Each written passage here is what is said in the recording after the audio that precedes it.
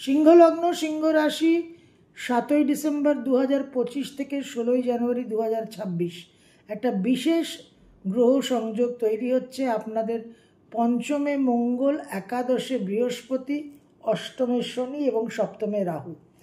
এই যে এনার্জি লুপটা, এর কারণে আপনাদের বিশেষভাবে ভাগ্যোন্নতির যোগ দেখা যাচ্ছে। চতুর্থ নবমপতি মঙ্গল পঞ্চমে পঞ্চমপতি দৃষ্ট, সুতরাং জীবনে শুভ প্রারব্ধ, পুণ্য ফল পাওয়ার একটা বিশেষ সময়।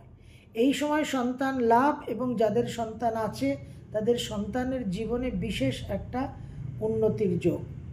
গৃহক্রয়, গৃহ বিবাদ মীমাংসা হওয়া, মা বাবার শরীর স্বাস্থ্য উন্নতি হওয়া, এই সমস্ত যোগ কিন্তু দেখা যাচ্ছে।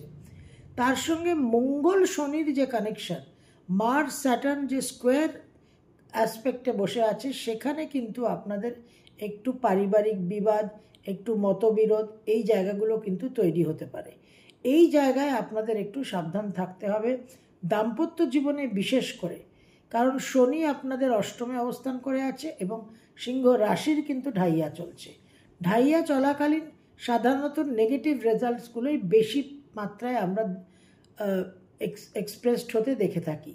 কিন্তু এই সময় যদি আপনারা একটু নমনীয় হয়, অমায়িক হয়ে, একটু হিউমিলিটির সঙ্গে যদি চলেন, তাহলে কিন্তু বিশেষভাবে সুফল পাওয়ার সম্ভাবনা।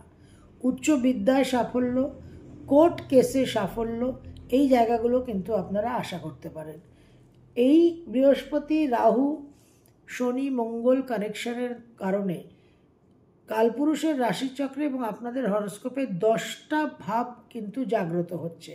সুতরাং নানানভাবে আপনাদের একটা জীবনে পরিবর্তন এবং বহু ঘটনাবহুল সময় হতে চলেছে।